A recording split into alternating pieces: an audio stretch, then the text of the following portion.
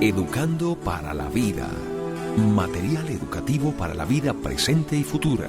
Presenta una serie de enseñanzas para sus inquietudes espirituales.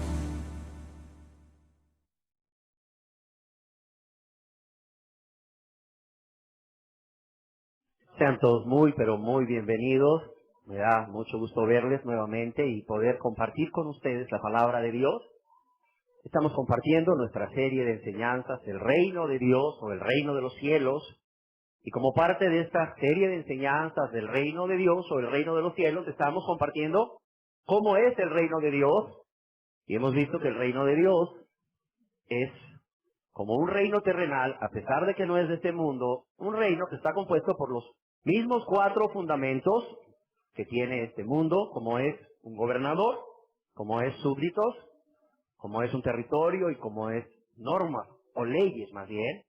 Y hablando cómo es este rey, vemos que este rey es un rey que llena de bendiciones a sus súbditos. En nuestra enseñanza anterior mirábamos cuáles son esas bendiciones que este rey de gloria, este rey Jehová de los ejércitos, este rey de reyes y señor de señores Jesús, da a todos aquellos que son sus súbditos. Y el día de hoy yo quisiera compartir con ustedes, con la ayuda de Dios, una enseñanza, podríamos titular, ¿por qué todos los súbditos del Rey Jesús pueden estar seguros de recibir las bendiciones prometidas?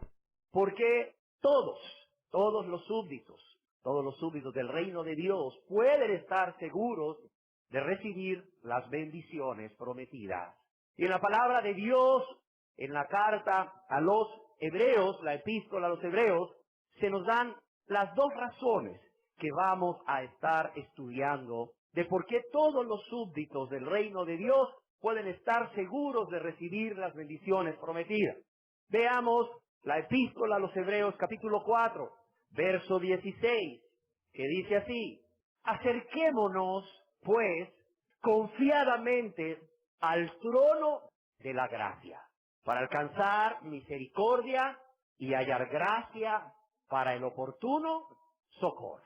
Acerquémonos, pues, confiadamente al trono de la gracia, para alcanzar misericordia y hallar gracia para el oportuno socorro.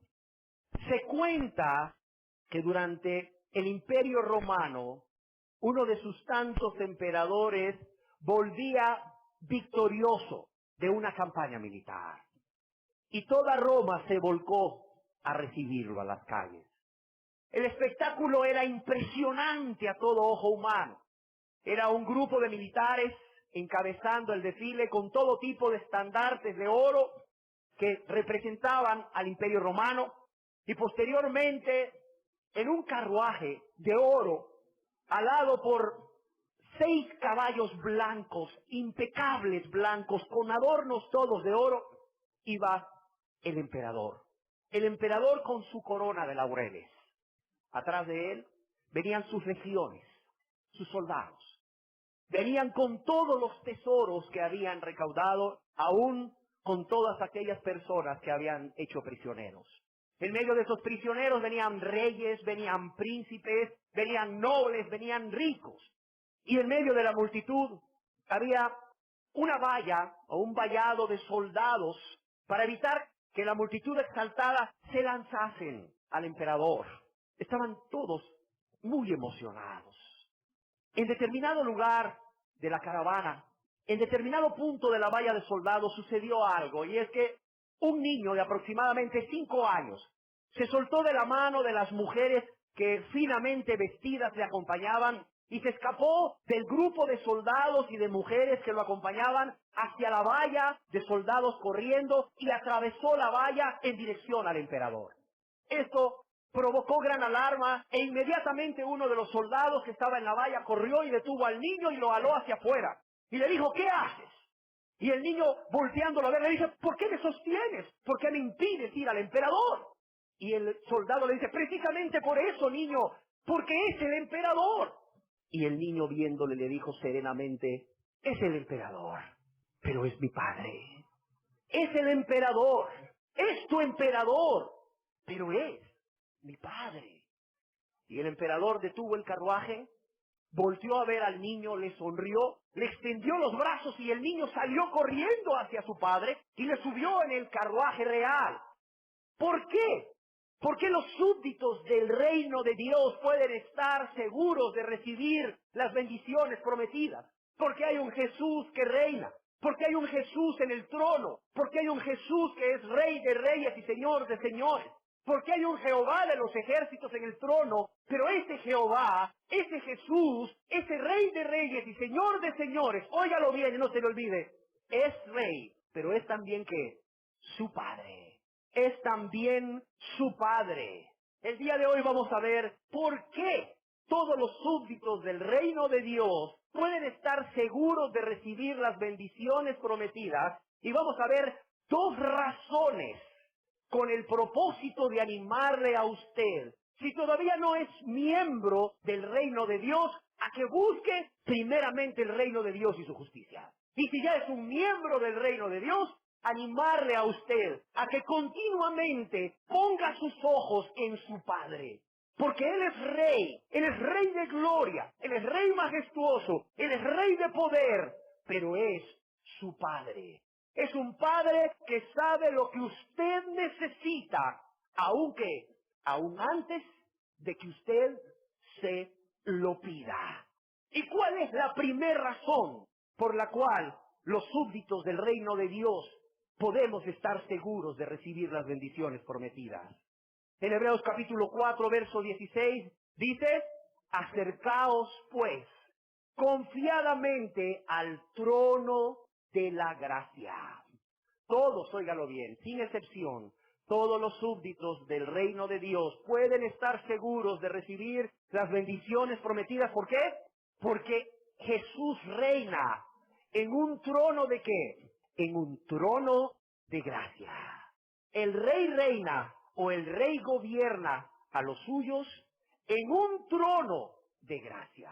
En un trono desde donde fluyen continuamente, óigalo bien, desde donde fluye continuamente y abundantemente gracia sobre gracia. Gracia abundante, dice el apóstol Juan, o el Espíritu a través del apóstol Juan.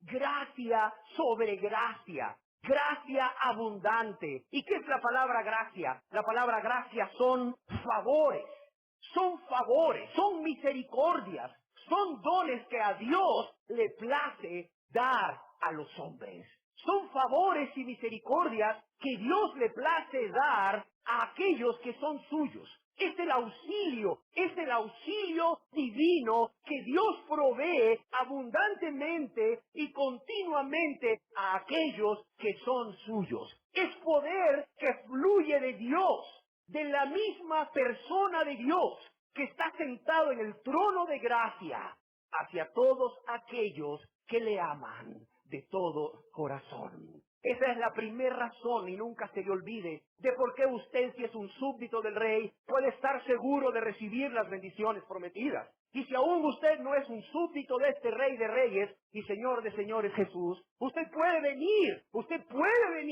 a Jesús y estar seguro que va a recibir todas las bendiciones que Él ha prometido, comenzando con el perdón de todos, óigalo bien, de todos sus pecados. Si usted se acerca a Él con un corazón contrito y humillado. ¿Por qué? Porque Él reina. Su trono, es decir, la sede del poder divino, el asiento desde donde el rey tiene o ejerce su autoridad. Su trono es un trono de gracia, es un trono de favores, es un trono de misericordias, es un trono de auxilio de Dios, de poder divino para todos. Sin embargo, yo quisiera detenerme un poco aquí y examinar cómo es este trono de gracia. ¿Cómo es este trono de donde brota la gracia? Sí, de donde brota la gracia. ¿Por qué razón yo quisiera examinar por un momento cómo es este trono de gracia? Dejemos que sea Judas el que nos diga por qué examinar este trono de gracia por un momento. En Judas capítulo 4 dice la palabra de Dios lo siguiente: porque algunos hombres han entrado encubiertamente. Y tristemente ahora ya no tan encubiertamente. Los que desde antes habían sido destinados para esta condenación. Hombres impíos, hombres perversos, hombres malvados, hombres pecadores, llenos de pecado, que convierten en libertinaje la gracia de nuestro Dios. ¿Por qué detenernos un poco? Porque hoy la gente ha tomado la gracia como ¿qué? Como un permiso para vivir en pecado, como un permiso para vivir con un pie en el mundo y con un pie en la iglesia. Han tomado la gracia como una licencia para pecar. ¿Por qué? Porque hay hombres, como dice aquí la palabra de Dios, que han entrado encubiertamente, y lo digo que ahora, en nuestra época, ya no son encubiertos, hombres impíos que convierten en libertinaje ¿qué? La gracia de nuestro Dios. Y hacen, como decíamos, de la gracia, hacen de la gracia una licencia para vivir una vida de pecado y también para tener cielo. ¿Cómo es este trono de la gracia? Este trono de la gracia, primeramente, déjeme decirle que es un trono de donde fluyen las misericordias de Dios para todos los hombres, pero es un trono de gloria. Es un trono de gloria. Es un trono exaltado en gran manera. Es un trono de gran exaltación y de honra. Es un trono en donde está un rey sentado que es alabado, óigalo bien, y que es exaltado sobre toda criatura y sobre toda cosa creada. En ese trono de gloria se sienta un rey, y ese rey es alabado. Ese rey es exaltado. Ese rey es exaltado, óigalo bien, sobre toda criatura. ¿Y sobre qué? Y sobre toda cosa creada. Cuando usted lee Apocalipsis, resalta una cosa: toda la exaltación, toda la honra, toda la alabanza que se le da al que está sentado en ese trono de gloria. Es un trono de gloria, es un trono de gran exaltación y honra, pero también es un trono que la persona que se sienta en ese trono es grandemente estimado. Cuando hablamos de un trono de gloria, hablamos de un trono que es de gloria porque el que está ahí sentado le da la gloria. El trono sin el rey es un trono más. El trono sin el rey, aunque el trono sea de marfil, con todo tipo de piedras preciosas, incluyendo ahí incrustaciones de oro, el trono sin la presencia del rey es una silla más. Es una silla como la que tú estás sentada. Obviamente que quizás la silla en la cual tú estás sentado no va a tener el valor del trono. Pero cuando el rey se sienta, ese trono adquiere gloria. Es como cuando el rey de gloria, el rey majestuoso, se sienta en un taburete, se sienta en un banco cualquiera. Viene a ser un trono de gloria, porque el rey, la persona que está sentada ahí, le imparte su gloria. Por eso hablamos que es un trono de gracia, porque la persona que está sentada ahí es la persona de la cual tomamos gracia sobre gracia. Y es un trono de gloria, porque la persona que está sentada ahí le imprime toda su gloria. Esa persona que está sentada ahí es la única, óigalo bien, es la única digna de toda la alabanza, es la única digna de todo el loor, es la única digna de toda la admiración, es la única digna de toda la exaltación y la honra. Y por cierto, es la única digna de ser amada con todo nuestro corazón, con toda nuestra alma, con toda nuestra mente y con toda nuestra fuerza. Esa persona que está sentada ahí es la única digna de todo eso. ¿Y quién es esta persona que está sentada ahí? Veamos Isaías capítulo 6, verso 1 en adelante. Isaías vio la gloria de ese trono, porque vio la gloria del que estaba sentado en ese trono. En Isaías capítulo 6, verso 1 en adelante dice: en el año que murió el rey Usías, murió leproso, vi yo al Señor, fíjate bien, En el año que murió el rey Usías, dice Isaías, yo vi en una visión ¿a quién? Al Señor. Adonai es la palabra, Adonai, el que reina, sentado ¿sobre qué? Sobre un trono alto. ¿Y cómo? Y sublime. Y sus faldas llenaban el templo, las orlas de su manto se extendían y llenaban, cubrían el templo.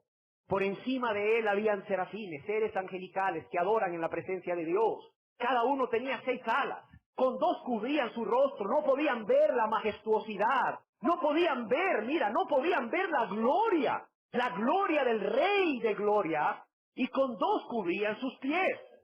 Y con 2 volaban. Y el uno al otro daba voces diciendo, Santo, Santo, Santo, Jehová de los ejércitos. Toda la tierra está llena ¿de qué? Está llena de su gloria. Para que tengas una idea, cómo es ese trono, cómo es el lugar donde está el trono, por la persona que está sentada en ese trono. Para que tengas conciencia, querida persona que estás aquí, ¿a quién te acercas cuando te acercas a Dios? Cuando te acercas al trono de gracia, aunque es el trono de la gracia para buscar perdón, misericordia o favor, te acercas al trono de gloria, al trono de Jehová de los ejércitos. Y toda la tierra está llena de su gloria. Entiéndalo. Porque si bien es cierto que Dios quiere, que Dios le ha estado invitando a usted, querida persona que está aquí, a acercarse a Él para alcanzar misericordia, porque Él reina desde un trono de gracia, su trono es un trono de gloria. ¿Por qué? Porque Él es un rey de gloria. ¿Y quién es este Jehová?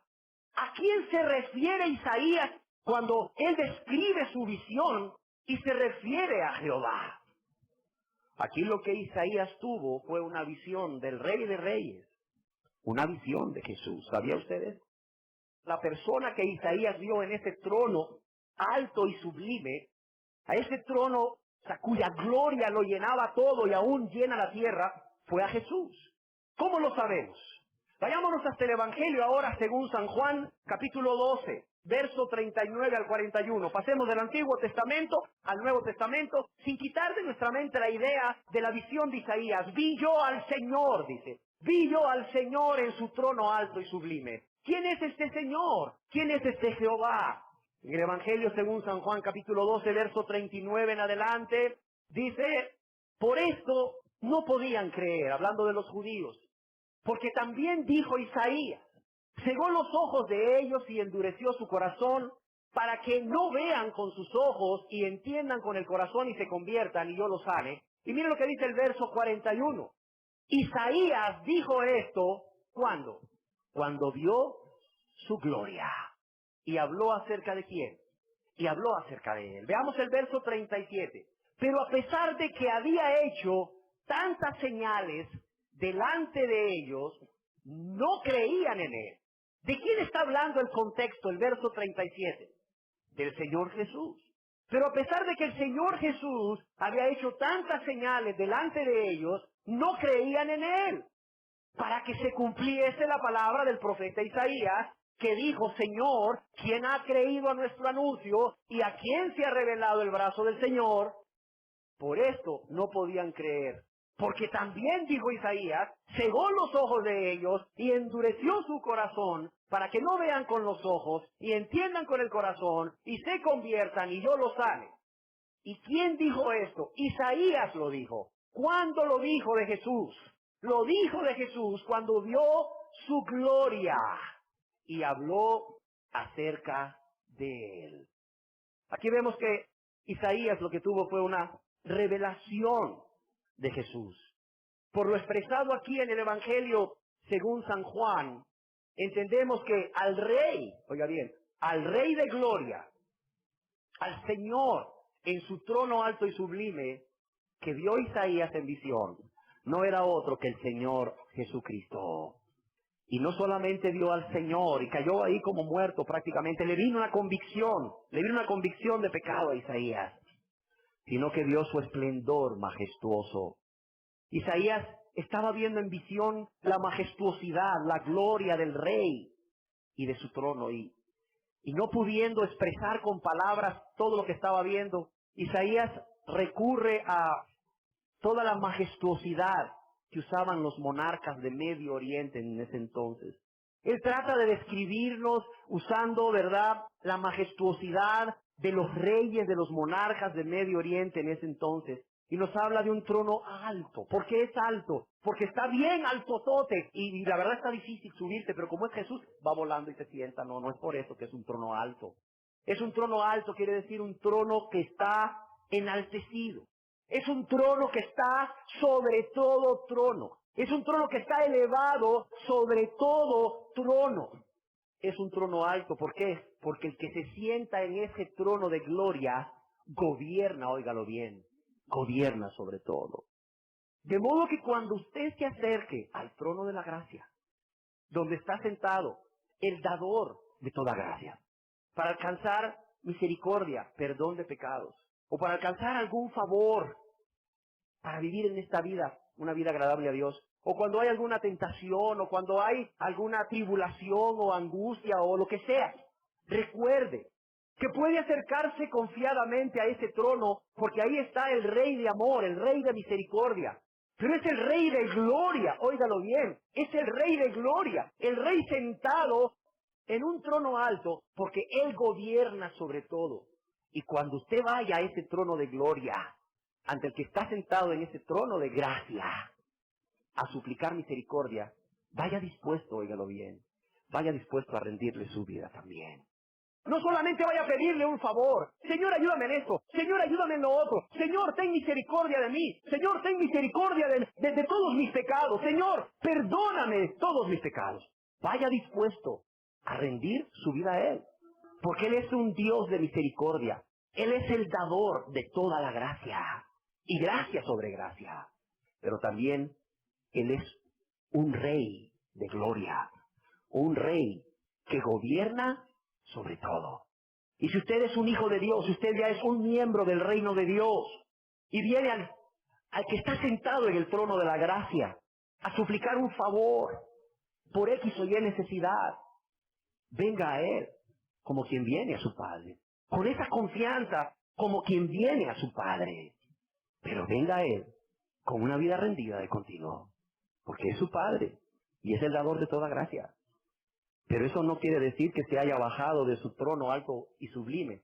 ¿O sí? ¿Verdad que no? Él sigue en su trono alto y sublime. Él sigue en su trono alto, gobernando sobre todas las almas. O queriendo gobernar, deseando gobernar, anhelando que todas las almas, incluyendo la mía, nos rindamos a Él. Lo hagamos nuestro Señor y Salvador. No solo nuestro Salvador, nuestro Señor y nuestro Salvador. Cuando Isaías, en Isaías capítulo 6, verso 1 en adelante, vio al Señor y vio la gloria de Dios, lo que estaba viendo era la gloria de Cristo. Y aunque Isaías había visto la misericordia de Dios, óigalo bien, aunque Isaías era un hombre de Dios, dice que cuando él vio esa visión, él dijo, ¡ay de mí! Cayó como muerto. ¡Ay de mí! Dijo, ¡ay de mí! Ante la santidad de Dios. Dijo, ¡ay de mí! Que soy hombre muerto, dijo. ¡Ay de mí que soy hombre muerto! ¡Qué impresionante!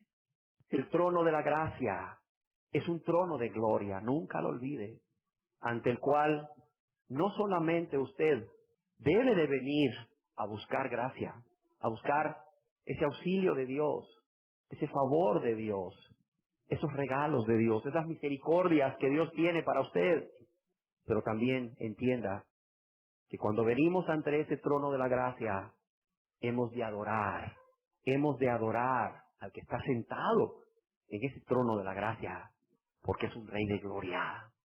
Hemos de venir mostrando respeto, hemos de venir mostrando admiración a su persona, conscientes a quién nos estamos acercando. Se decía de Martín Lutero que cuando él venía a la presencia de Dios, él venía con mucha reverencia. ¿Por qué? Porque él sabía que estaba orando al Rey de gloria. Pero también dice que él oraba no solamente con mucha reverencia, sí, no solo con mucha reverencia, pero sino con mucha familiaridad, como si hablaba con su amigo más íntimo. ¿Cómo es también este trono de la gracia? Este trono de la gracia, dice la palabra de Dios, que es un trono desde donde el rey gobierna con justicia. Óigalo bien, es un trono donde el rey gobierna con justicia. La palabra trono, ya lo vimos, es la sede del poder divino. Es el asiento desde donde el rey ejerce. El asiento desde donde el rey ejerce su autoridad. ¿Y qué nos dice la palabra de Dios aquí mismo en Hebreos capítulo 1, verso 8 y 9 con respecto a este trono desde donde el Rey de Gloria gobierna? Mire lo que dice, y este es Dios hablando acerca de Jesús.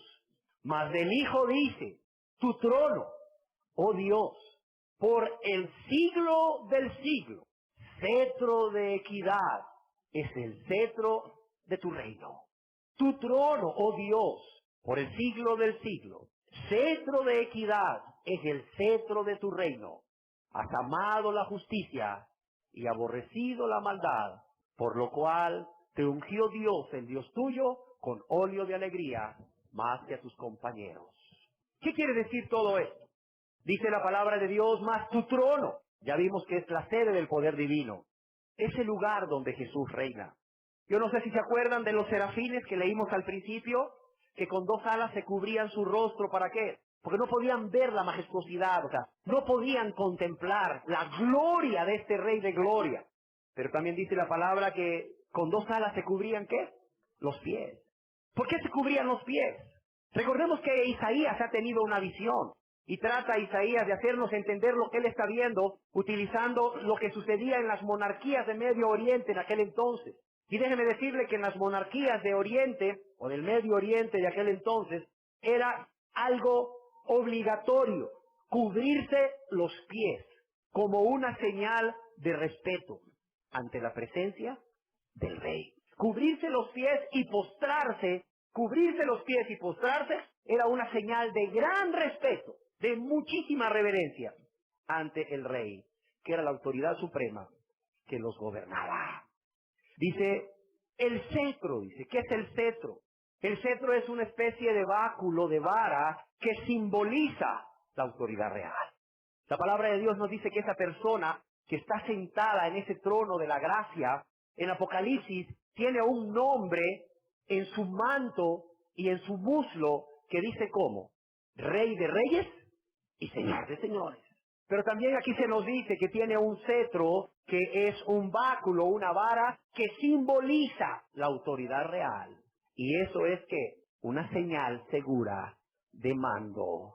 Es un emblema que se usa en el gobierno como señal de mando.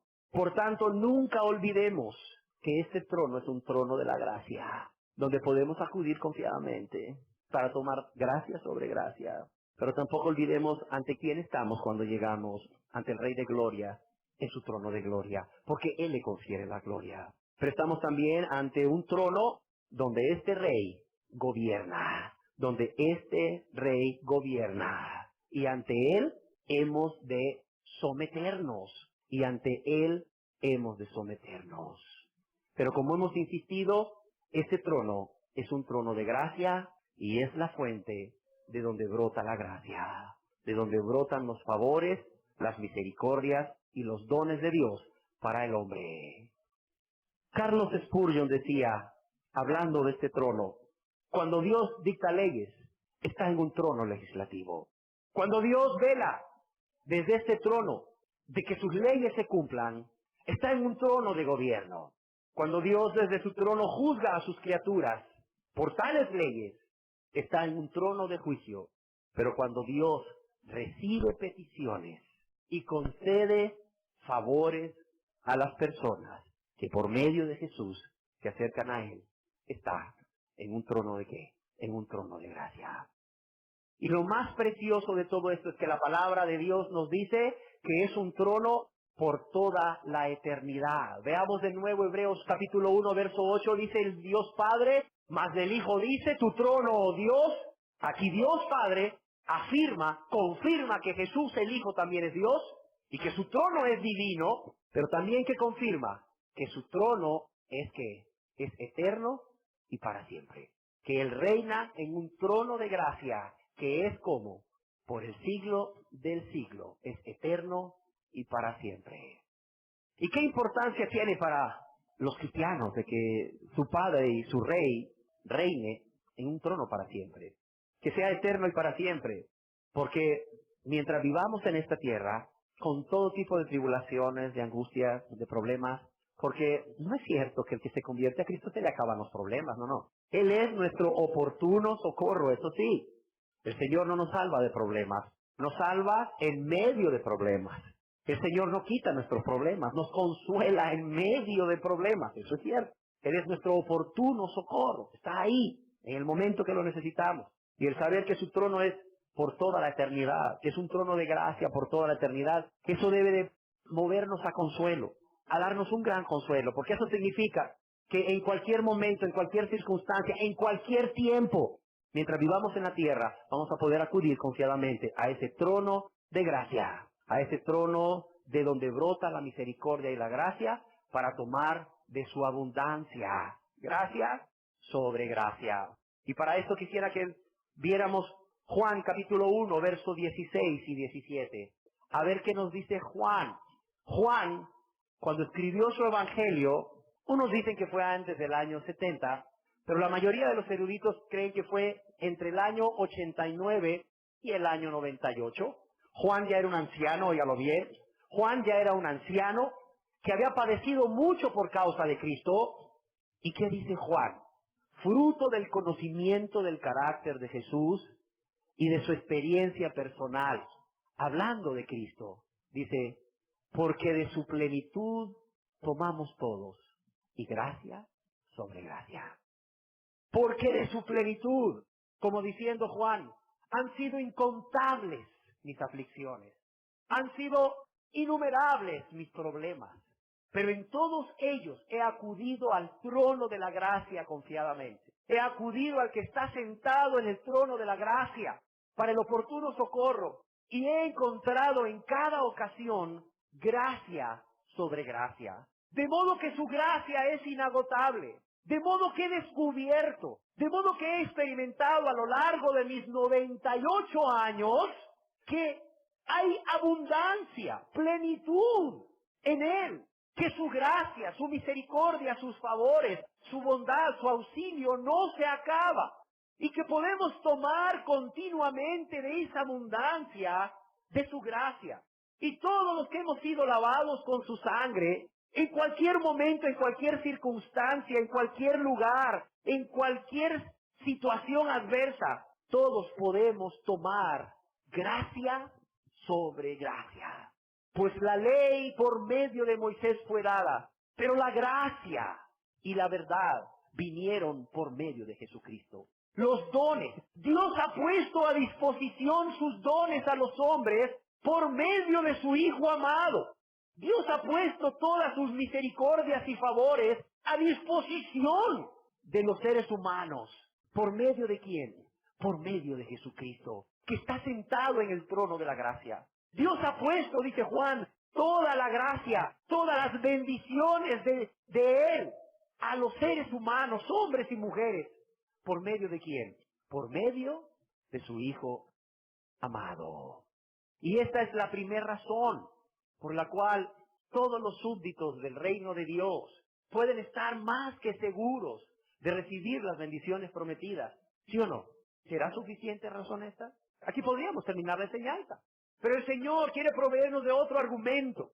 El Señor quiere darnos otra prueba de que todos los súbditos de este reino pueden estar seguros de que van a recibir las bendiciones prometidas. Aquí mismo en Hebreos capítulo 4, verso 16, dice, acerquémonos pues confiadamente al trono de la gracia.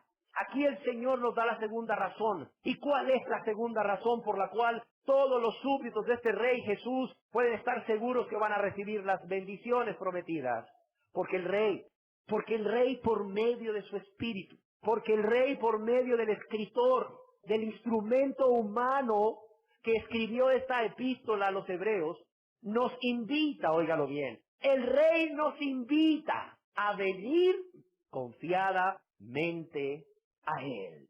Un escritor bíblico decía tenemos la seguridad de una acogida cordial. ¿Por qué?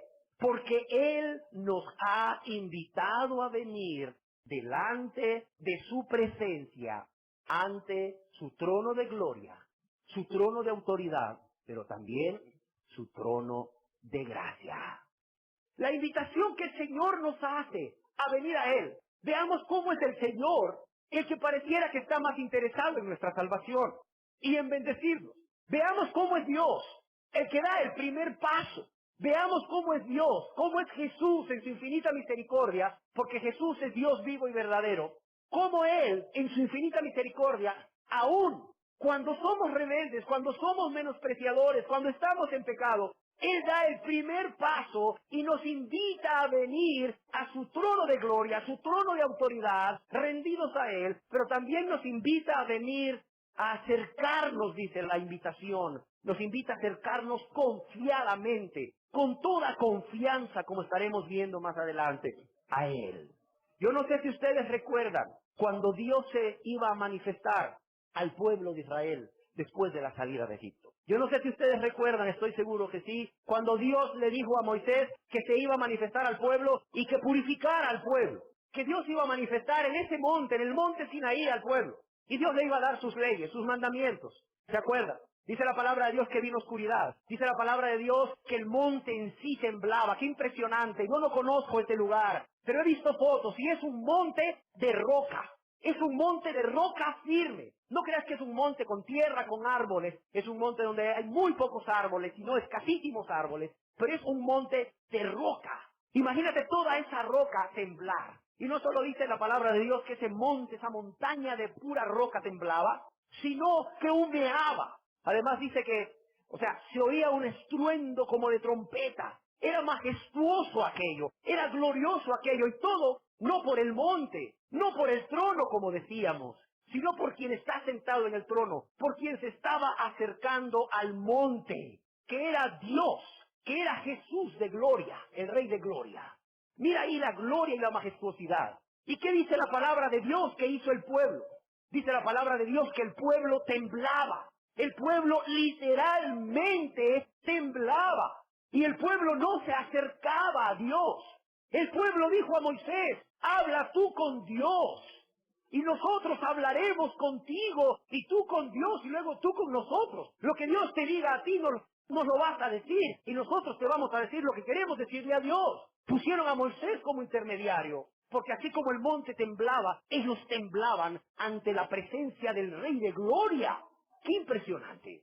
Luego más adelante, cuando se instauró el sacerdocio, cuando se levantó el tabernáculo como el lugar de reunión entre Dios y los hombres, y posteriormente, cuando se edificó el templo, dice la palabra de Dios que todo el pueblo no tenía acceso a Dios. Solamente una persona tenía acceso a Dios. ¿Quién era esa persona? ¿Quién me quiere decir? El sumo sacerdote. ¿Y solamente cuántas veces al año? Una vez al año. ¡Qué impresionante! Y a usted y a mí, ¿sabe qué nos dice Dios? El mismo Dios del monte Sinaí, el mismo Dios cuya gloria, cuya Shekinah venía ahí sobre el propiciatorio del arca, el mismo Dios que venía a visitar a su pueblo en el lugar santísimo, ese mismo Dios, porque no hay otro, ese mismo Dios, ¿sabe qué nos dice a usted y a mí? ¿Qué nos dice? Acérquense. ¡Vengan! ¡Acérquense! ¡No tengan miedo! Como los israelitas. Sí, es cierto, soy el mismo Dios. Sí, acérquense con respeto. Acérquense con un corazón rendido. Sí, pero ¿qué dice? Acérquense. Acérquense confiadamente, no tengan miedo, el pueblo temblaba. Oiga, el sumo sacerdote también, cuando iba a entrar una vez al año, también temblaba. Creo que ya les he dicho anteriormente que en el ruedo, en el borde de sus vestiduras, llevaba unas campanitas que cuando él caminaba en el lugar santísimo, sonaban, y los que estaban en el lugar santo decían, está vivo, Dios no lo ha matado, porque podía matarlo. Pero no solo eso, ¿qué problema era si Dios lo mataba? ¿Cómo lo sacaban? Los otros sacerdotes no podían entrar ahí salvo una vez al año. Entonces al sumo sacerdote se le amarraba una cuerda del pie, ahí, del talón se le amarraba una cuerda. Y el mecatito era largo hasta el lugar santo. Por si acaso el sumo sacerdote moría y caía, ¡pum! Los otros sacerdotes lo alaban y lo sacaban arrastrado del lugar santísimo. Oiga, ¿cómo entraría el sumo sacerdote ahí? Si el pueblo de Israel temblaba en el monte Sinaí, el sumo sacerdote también temblaba. ¿Y qué nos dice Dios a usted y a mí? ¿Acérquense con temblor? No. Acérquense ¿cómo? Confiadamente. ¿Sabe cuál es el privilegio que tiene alguien que es miembro de este reino de Dios? Como para que se le antoje a buscar primeramente el reino de Dios y su justicia, si no lo ha hecho aún. Que una vez que somos miembros de este reino, podemos acercarnos en cualquier momento, de día, de noche, en tu casa, en el campo, en el camino, donde estés, a Dios, al trono, al que está sentado en el trono de gloria, en el trono de autoridad, pero también en el trono de la gracia. Sí. Y como Dios nos manda, oiga, nos manda que nos acerquemos. Nos dice que nos acerquemos confiadamente. ¿Por qué? Que nos acerquemos primeramente confiadamente. ¿Por qué? Porque nuestra confianza debe estar centrada en lo que Cristo hizo en la cruz y al resucitar para salvarnos y para guardarnos cada día. Carlos Spurgeon decía, acerquémonos confiadamente, no orgullosamente, no presuntuosamente, ni con un tono de demanda, porque nunca olvides, te estás acercando a un trono, pero sí confiadamente, porque es el trono de la gracia. Y Carlos Spurgeon decía, comentando acerca de esto a su audiencia como hoy, vengamos, decía, vengamos sin reservas, con toda clase de peticiones. Vengamos libremente, con palabras frescas, con palabras francas y sinceras, como un hijo a un padre, aunque sea rey. Vengamos con esperanza, llenos de confianza de que seremos oídos. Vengamos con fervor, con importunidad en el ruego, como la viuda al juez, hasta obtener lo que hemos pedido, siempre y cuando sea conforme a la voluntad de Dios. Y él decía, ¿por qué podemos venir confiadamente? Podemos venir confiadamente a Dios. ¿Por qué? Porque Cristo, porque Jesús ha muerto por nosotros. Porque el trono de la misericordia ha sido rociado con su sangre. Porque Jesús ha resucitado y nos ha justificado con su justicia. Vengamos, dice él, vengamos al trono. Y alguno aquí preguntará, oiga, pero es que usted solamente ha hablado de los súbditos de este reino. Oiga, ¿qué de los que somos pecadores?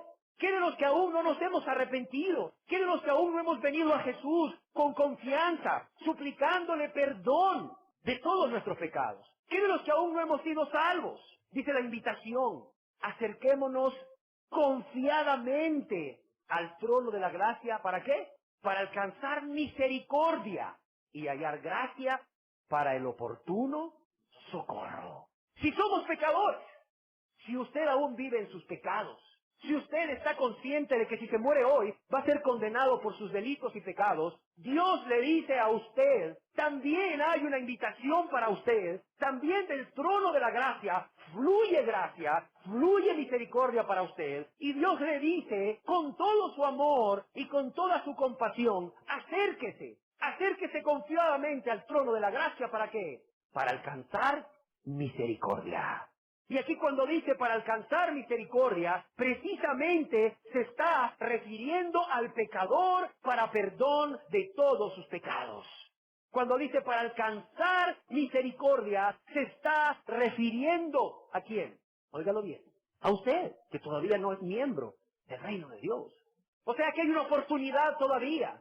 O sea, hay una puerta abierta por donde usted puede entrar directamente hacia donde está ese trono. Pero el trono no está vacío, el trono de la gracia no está vacío. En el trono de la gracia se sienta el Rey de gracia, de donde usted puede tomar gracia sobre gracia. Y para el pecador es misericordia para perdón de pecados. Para todos aquellos que están conscientes de sus pecados. Dice la palabra de Dios que para todos aquellos que aún se reconocen pecadores, que no se justifican, que no culpan a otros, que reconocen realmente todos sus pecados por nombre, que reconocen las consecuencias de sus pecados, que reconocen que contra Dios han pecado, que a ese Dios bueno, a ese Dios misericordioso, a ese Dios de gracia y bondad, a ese Dios han lastimado, han ofendido, pero también a su prójimo.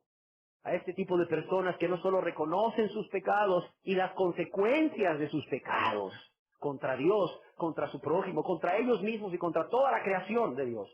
A los que reconocen su necesidad de salvación. ¿Sabes qué te dice Dios? Acércate, acércate con confianza para alcanzar misericordia. Acércate con confianza para alcanzar misericordia. Carlos Spurgeon nuevamente decía algo que me llamó mucho la atención. Observad que primero dice obtener misericordia. Y después que dice hallar gracia para el oportuno socorro.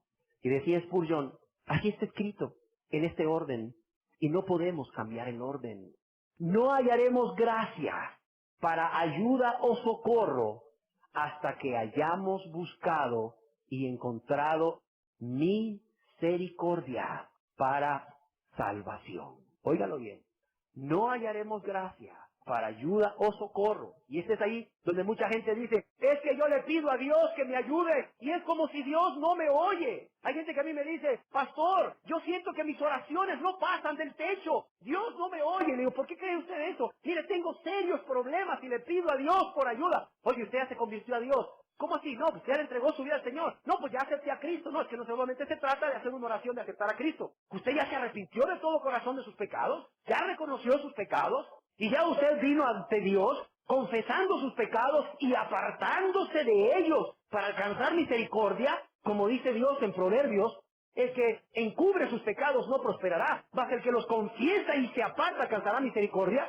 Y la gente me queda viendo y me dice, no, acepté a Cristo, pero todavía sigo pecando. Todavía me enojo, todavía estoy en pleitos, todavía tengo celos, todavía tengo envidia, dicen otros, todavía tengo vanidad, dicen otras personas, todavía tengo resentimiento, amargura, todavía soy soberbio, creo que todo lo puedo.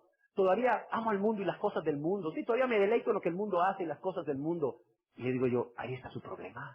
¿Cómo? Sí, ahí está su problema. Usted todavía no se ha convertido a Dios. Usted todavía no ha venido a Dios en arrepentimiento y fe. Y usted todavía no ha venido ante el trono de la gracia para alcanzar misericordia. Porque una cosa está clara. Al corazón contrito y humillado, ¿qué dice Dios?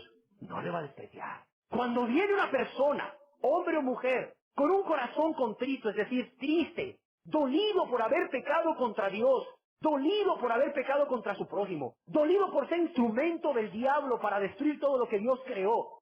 Cuando viene una persona con un corazón contrito y humillado, es decir, humilde, reconociendo su pecado, reconociendo su condición de pecador, sin excusarse, reconociendo aún que la condenación eterna es justa, que el castigo de Dios es justo porque Él ha pecado, con premeditación, alevosía y ventaja, contra el ser más misericordioso y más amoroso que es Dios, y aún contra los seres que más desea amar, su prójimo, su familia, etcétera.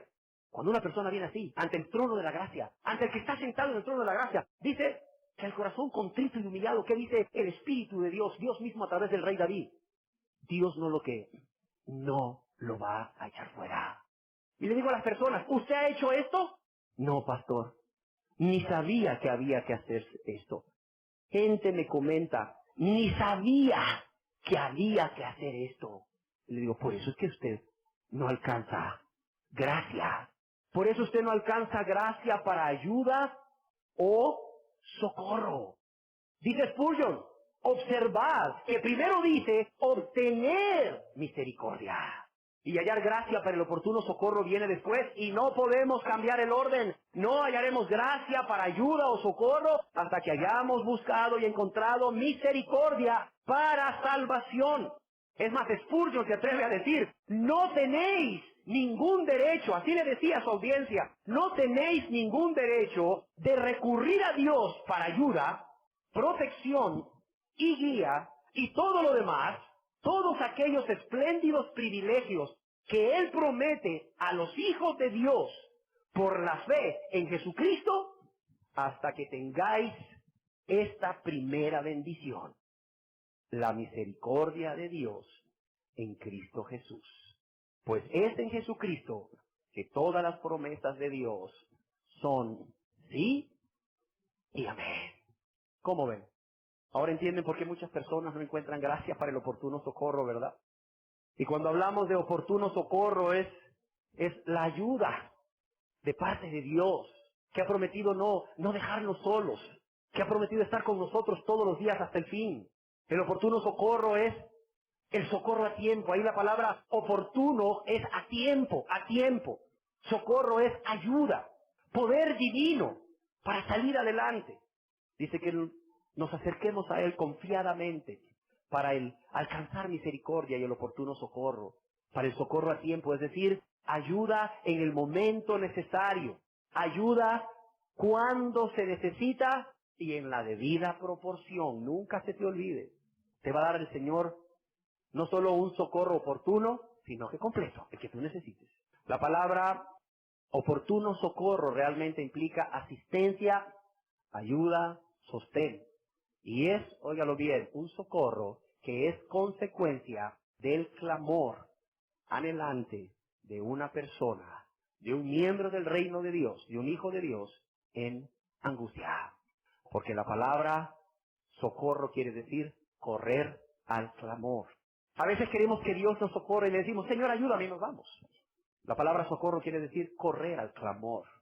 Cuando hay un verdadero hijo de Dios que es pobre y humilde en espíritu, mire, no le va a decir, Señor, ayúdame. Y ya, hay un clamor. Como decía el rey David, ¿verdad? Este pobre clamó. Este pobre, este necesitado, este que estaba consciente de que no podía hacer nada. Estaba consciente de sus limitaciones, que no podía hacer nada por salir él solo del problema. Este pobre clamó. Y que dice, y Jehová le oyó y le libró ¿de qué? De todas sus angustias. Este socorro es consecuencia del clamor anhelante de una persona, de un hijo de Dios, de un miembro del reino en angustia. Porque la palabra socorro significa correr al clamor.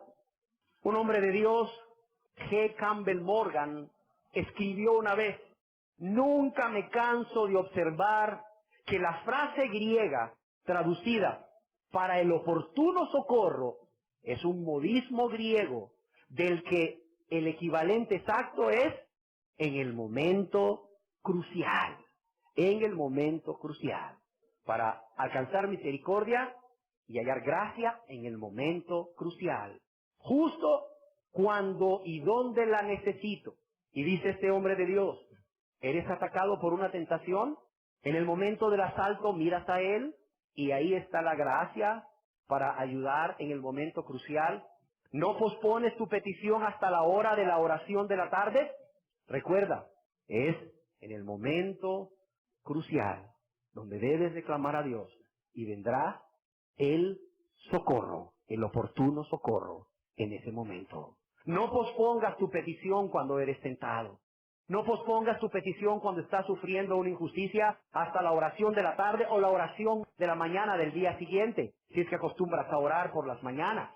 Ahí, en la calle o en cualquier lugar donde la tentación viene a tocarte la puerta, ahí, vuélvete a Cristo. Vuélvete al que está sentado en el trono de la gracia con clamor, pidiendo ayuda. Y la gracia estará ahí, la ayuda estará ahí, el poder divino estará ahí en el momento crucial. En el momento crucial. Así de la gracia, la misericordia para los que no han sido perdonados y la gracia para aquellos a quienes el Rey de Gloria, el que está sentado en el trono de gracia, ya ha perdonado los pecados. La gracia para alcanzar misericordia, primeramente, la gracia para vivir una vida santa, una vida recta, la gracia que da consuelo en la angustia, la gracia que da fuerza cuando todo parece ser cuesta arriba, cuando hay desánimo, tentación al desánimo, la gracia que da sabiduría cuando necesitamos sabiduría. Pero nunca olvides, querida persona que estás aquí, que primero es obtener misericordia y después es hallar gracia para el oportuno socorro. En definitiva, ya para terminar, la infinita misericordia del amor de Dios sobre nosotros y la suprema gracia de Dios obrando en los miembros del reino de Dios solo se halla en un solo lugar. ¿Dónde? En el trono de gracia. Pero con una condición, ¿cuál es? Que nos acerquemos confiadamente a Jesús. No Querida persona que estás en pecados, Dios no se olvidó de ti tampoco. Dice que hay misericordia. Y dice que te acerques confiadamente al trono de la gracia para alcanzar misericordia. Y tú que ya eres miembro del reino de Dios, gózate, porque todas tus bendiciones las vas a recibir. Solo tienes que pedirlas. Gózate, porque todas sus promesas serán reales en ti por medio de Cristo Jesús. Serán sí, amén, por medio de Cristo Jesús. Gózate, porque puedes estar seguro de que todas las bendiciones las vas a recibir como miembro del reino de Dios, por dos razones. Porque Él reina desde un trono de gracia y porque Él te invita a acercarte a Él confiadamente para hallar gracia para el oportuno socorro. ¿Sí ha quedado claro? ¿Tenemos o no tenemos poder los miembros del reino de Dios para vencer la tentación, sí o no? Aquí se nos dice que nos acerquemos confiadamente al que está sentado en el trono de gracia. ¿Tenemos o no tenemos poder para hacer la voluntad de Dios? ¿Tenemos o no tenemos poder para ser esos esposos y esas esposas que Dios espera de nosotros, sí o no? ¿Tenemos o no tenemos poder para ser esos padres, madres que Dios espera de nosotros, sí o no? ¿Tenemos o no tenemos poder para ser esos hijos que Dios espera de nosotros, sí o no? ¿Tenemos o no tenemos poder para dar testimonio a este mundo perdido de que hay un Dios todopoderoso, pero también un Dios de misericordia? Que hay un Dios que reina, óigalo bien, que reina y no ha cedido su gobierno al diablo, pero también es un Dios de misericordia y de amor y de perdón. ¿Tenemos o no tenemos poder para dar testimonio? No solo con nuestra boca, sino con nuestras vidas diariamente. ¿Tenemos o no tenemos poder? ¿Tenemos o no tenemos poder para vivir esa nueva vida que Dios nos ha dado a nosotros por medio de su Espíritu Santo cuando nacemos de nuevo? O cuando Él nos hace nacer de nuevo. ¿Tenemos o no tenemos poder? Sí tenemos, no hay excusa. ¿Tenemos o no tenemos poder para servirle como Él se merece, sí o no? Claro que tenemos. ¿Tenemos o no tenemos poder para descansar en Él como Él espera que hagamos, sí o no? Pero yo pregunto, ¿hay esperanza para el que todavía vive en pecado? ¿Sí o no? ¿Hay esperanza para el pecador que aún no es miembro del reino de Dios, sí o no? Claro, porque ese mismo Dios que llama a los suyos a tener confianza en que van a recibir todas las bendiciones que Él ha prometido a sus súbditos, también llama a aquellos que no son suyos para que busquen primeramente el reino de Dios y su justicia. Y dice, y todas las demás cosas os serán añadidas. También Dios abre su puerta de par en par para que aquellos que aún no son miembros, no son súbditos de su reino, para que todos aquellos que aún viven en pecado, pero han reconocido sus pecados, pero han reconocido su condición de pecadores, pero han reconocido que han ofendido a Dios, que han pecado contra Dios, que han lastimado a Dios, que a Dios le duele en su corazón lo que ellos han hecho, y que no han tomado la decisión aún de ser miembros del reino de Dios. Para todos aquellos que no solamente se reconocen pecadores, para todos aquellos que no solamente reconocen que han ofendido a Dios, que han lastimado a Dios, pero también a su prójimo, para todos aquellos que ya no quieren seguir viviendo esta vida de pecado, esta vida de egoísmo, esta vida de rebeldía, esta vida de menosprecio a Dios, y quieren, óigalo bien, entregar su vida a Jesús. Hoy Dios, al igual que en la reunión anterior, les invita a acercarse confiadamente a Él para alcanzar misericordia. Hoy Dios, como en la reunión anterior, les invita a acercarse confiadamente en Él. ¿En qué poniendo su confianza? En que Cristo ya murió hace 2000 años. Dios les invita hoy, óigalo bien, a todos aquellos que están conscientes de que aún no son miembros del reino de Dios, porque Dios, a través de su Espíritu, a través de sus conciencias, les da testimonio de que aún no han convertido sus vidas. Quizás han ido cambiando poco a poco. Quizás han ido dejando pecados, pero aún no han tomado la decisión sincera de corazón, por amor a Dios, de decirle, Señor, te entrego mi vida para que la gobiernes. Te entrego mi vida para que la perdones. Te entrego mi vida, óigalo bien, para que la gobiernes, pero también para que la perdones, para que la guardes, para que la cuides, para que la lleves segura hasta el fin. Hoy, al igual que el domingo pasado, Dios te invita a que hay lugar. Pasa al frente y dile a Dios, Señor, yo soy de esos que aunque he cambiado mi vida, que aunque he dejado pecados, que aunque una vez hice un día la oración de aceptar a Cristo, seguí viviendo para mí, seguí viviendo en mis pecados, seguí siendo egoísta, seguí siendo menospreciadora, creyéndome aún que era salva. pero tu espíritu me ha dado el testimonio de la verdad. Tu espíritu me ha revelado el estado de mi corazón. Tu espíritu me ha revelado mi verdadera condición de pecador, de pecadora. Pero también tu espíritu me ha revelado al Cristo, al que es el camino, la verdad y la vida. El camino, la verdad y la vida. Y yo quiero caminar en ese camino. Yo quiero a Cristo. Yo quiero el perdón. Yo quiero una relación personal con Él. Yo quiero la vida que Cristo da. Pasa al frente, sin ninguna pena. Vamos a cerrar todos nuestros ojos, como en la reunión anterior. Y aunque no cerráramos nuestros ojos, si acaso hay aquí una persona que está consciente que ha pecado públicamente contra Dios, ¿cuánto más no hacer una decisión pública, aunque no cerráramos los ojos? ¿Cuánto más no hacer una decisión pública de que nosotros decidimos venir a Cristo y entregarle nuestra vida? Aquí hay lugar al frente. Si hay alguna persona que quiera hacerlo, este es un momento especial en el cual el Señor te está llamando y te dice: acércate pues, oh pecador, acércate pues, oh pecadora, confiadamente al trono de la gracia. Confiadamente, porque Cristo ya murió por ti, porque Cristo ya pagó por todos tus pecados. Acércate confiadamente al trono de la gracia para alcanzar misericordia, para alcanzar misericordia. Vamos a esperar algunos momentos mientras alguna persona decide hacerlo y mientras escuchamos un canto de ministración.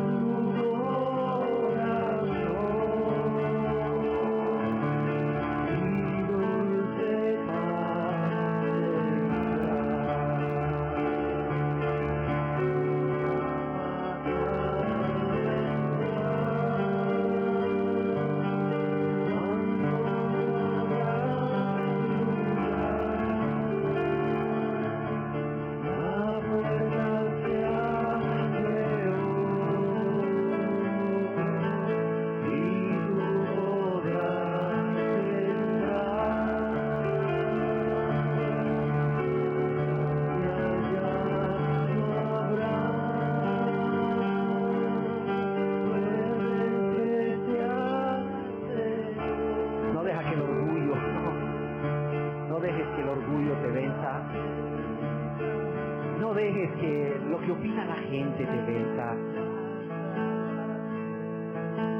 Dice la palabra de Dios que Jesús murió con la muerte del maldito. ¿Sabes qué es eso? Dice la palabra de Dios que pudieron haberlo ejecutado como a Juan. con un hacha. Pero él murió la muerte del maldito. Él recorrió por aquellas callejuelas llevando una cruz. Él recorrió aquellas callejuelas llevando un madero y la gente le gritaba y la gente le escupía a su paso. Pero a él no le importó. Él era Dios. Él era Dios vivo y verdadero. Era el justo. Pero él llevaba nuestros pecados en la cruz en ese momento. Él iba caminando hacia la cruz, llevando un pesado madero sobre él, y la gente lo insultaba y la gente lo escupía cuando él pasaba. Dice la palabra de Dios que le quitaron sus ropas, lo dejaron semidesnudo y no le importó. ¿Sabes por qué? Por amor a Dios y por amor a ti, por amor a ti. No dejes que el orgullo, no dejes que lo que la gente vaya a pensar de ti te impida. No le hagas caso al diablo que te está diciendo, ahí sentado, total, si no importa el lugar, ahí sentadito donde estés, tú ponte a cuentas con Dios. No, el llamado que Dios te está haciendo es uno. Es a dejar a un lado la soberbia, es a dejar a un lado el orgullo, es a dejar a un lado la vanidad. Es a reconocer públicamente que tú has sido una de esas personas que menospreció a Dios, que fue rebelde, que no valoró a Dios, que no amó a Dios sino a sí mismo, pero que lo has reconocido, y eso es lo importante. Lo has reconocido y te ha dolido en tu corazón, te ha dolido en tu corazón pecar contra Jesús, te ha dolido en tu corazón ofender a Cristo, que solo te ha amado, que solo ha buscado tu bien, que dio su vida por ti, y que estás dispuesta a pedirle perdón, confesándole todos tus pecados, que Él mismo en su gran amor te ha hecho consciente, confesándole en este momento tus pecados, diciéndole, sí es cierto, Señor, yo he sido pecador, yo he sido pecadora, yo he sido esto, y habla con Él y dile, Señor, yo he hecho esto y esto otro, y tú me has visto. Los hombres no me han visto, nadie me vio cuando hice esto y esto, pero tú me viste, y te dolió en el corazón. Tú viste cuando te ofendí, tú viste cuando hice esto y te ofendí, y te dolió en el corazón, y estoy consciente, Señor. Y tomo esta decisión no por emoción, tomo esta decisión consciente, Señor, de que ya no quiero vivir más esa vida egoísta, que ya no quiero vivir más para mí, ya no quiero vivir más para el pecado, ya no quiero vivir más para el mundo, ya no quiero vivir más para el diablo, quiero vivir para ti. Y tomo esta decisión y lo hago públicamente, así como te ofendí públicamente, tomo esta decisión públicamente, ante ti y ante los hombres. Y te ruego, te suplico tu perdón, te suplico tu misericordia. Habla con Dios. Dile, Señor, me acerco hoy a ti, aunque soy pecador, aunque me reconozco pecadora, aunque sé que soy culpable de haberte ofendido y lastimado grandemente, aunque sé que soy culpable de haber provocado muchísimo dolor en tu corazón todos estos años, pero me acerco a ti, aunque no merezco nada, me acerco a ti aunque no merezco nada, porque tú me invitas a venir, porque tú en tu gran amor me invitas, me llamas por mi nombre y me invitas a venir, porque tú me llamas por mi nombre y me invitas a venir, me invitas a que me acerque, Señor, con vergüenza me acerco, con vergüenza y dolor me acerco, pero con confianza, porque sé quién es el que me está llamando por mi nombre, sé quién es el que me está invitando a venir a Él para perdonarme todos mis pecados. Y ese no es un pastor, no es un predicador, no es un hombre, eres tú, oh Dios, eres tú, Jesús, el mismo que dijo, venid a mí, los trabajados y cargados, y yo os haré descansar. Habla con Jesús, pero habla con confianza.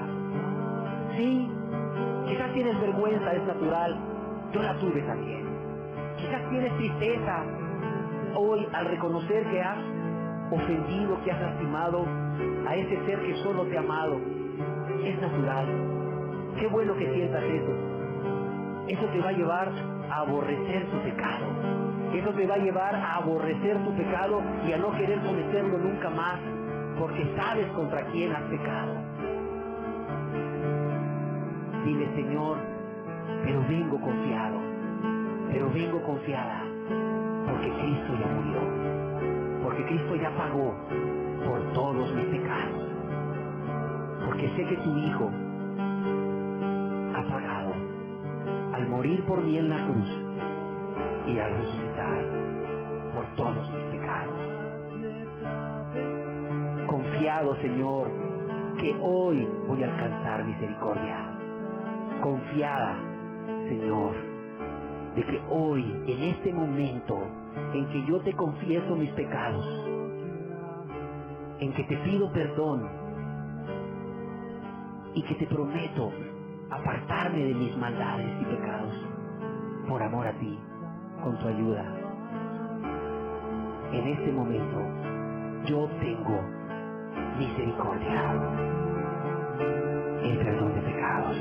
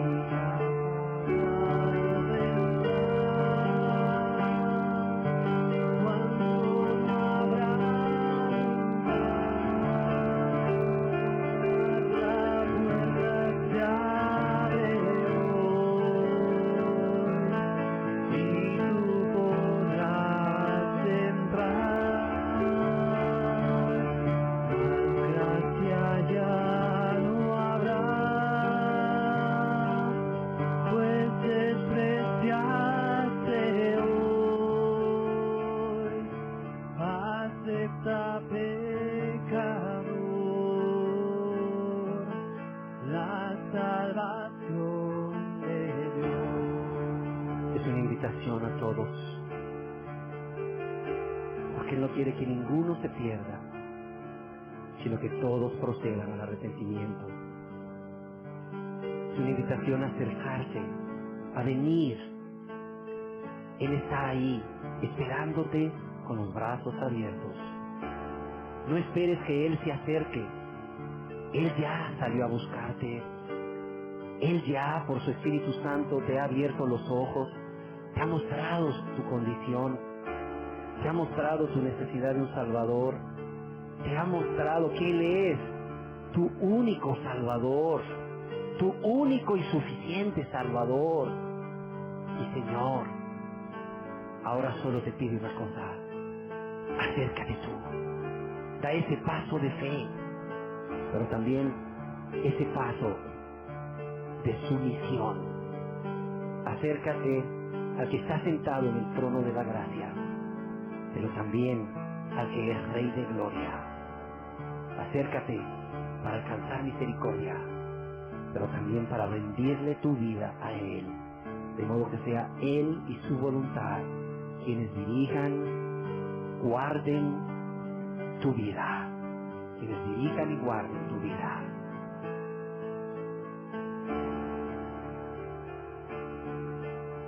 ¿Podría alguien acaso dudar de Dios? ¿Podría alguien acaso dudar del que hace la invitación? Creo que definitivamente nadie puede dudar de Dios, de su fidelidad. Ya no busques descansar de esa conciencia culpable por todos tus pecados, porque Dios te ha hecho consciente de ellos por otros medios. No hay nada que puedas darle a Dios. No hay nada bueno en ti, no había nada bueno en mí. No hay nada bueno en ti que puedas darle a Dios. Lo único que puedes hacer es venir con un corazón contrito, humillado y confiado a Él.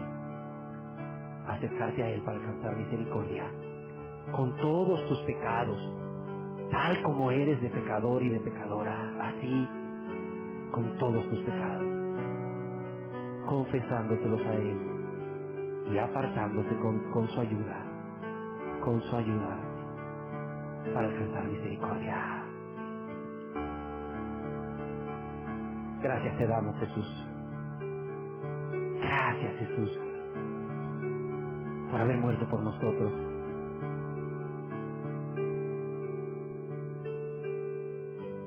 Gracias porque reinas desde un trono de gracia. Porque tu trono es un trono de gloria, de majestad, de honra. Es un trono de autoridad, pero también es un trono de donde brota gracia. Y gracia sobre gracia.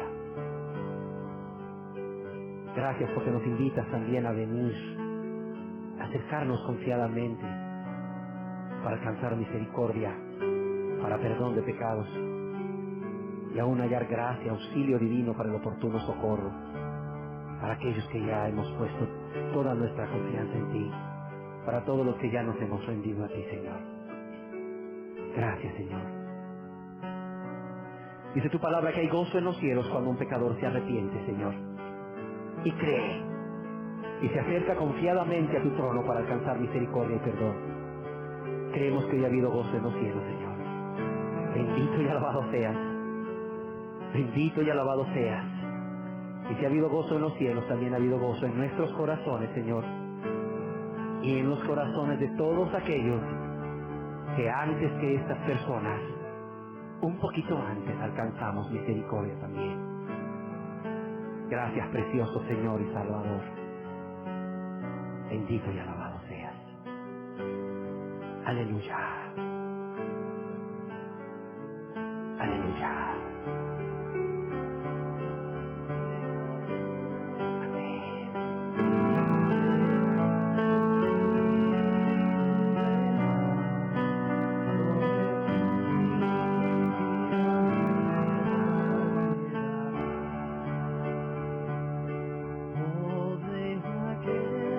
Señor, te envuelva en su espíritu.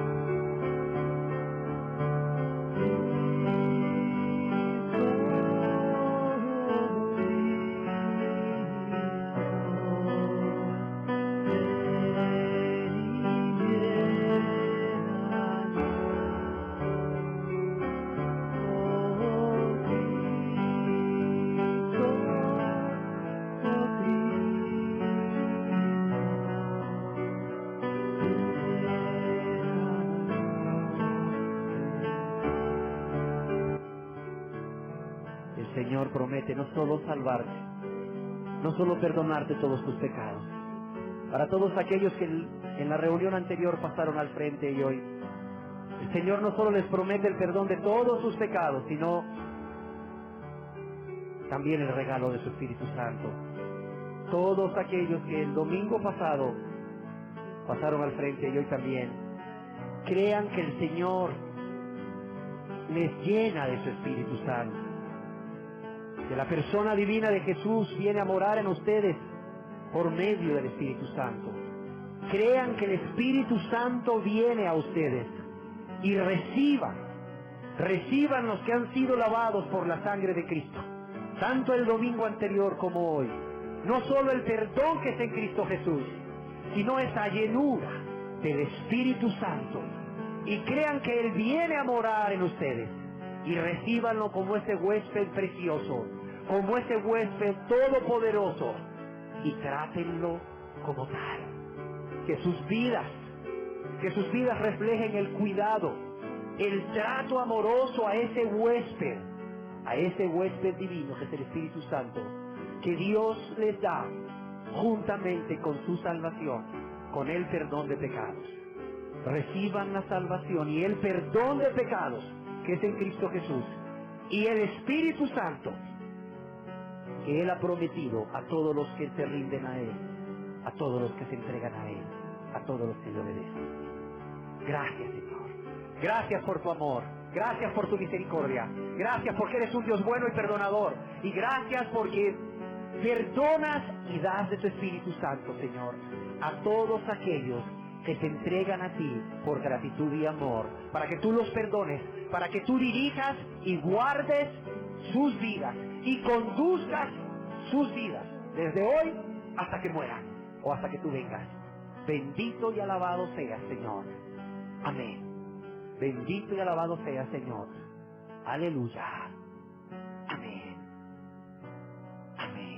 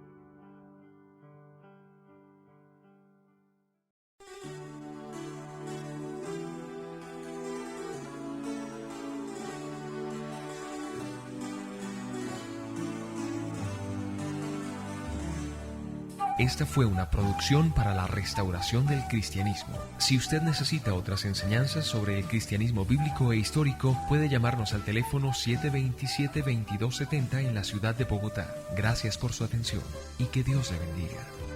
Le recordamos que nuestro material está protegido por la ley y su mala utilización es delito.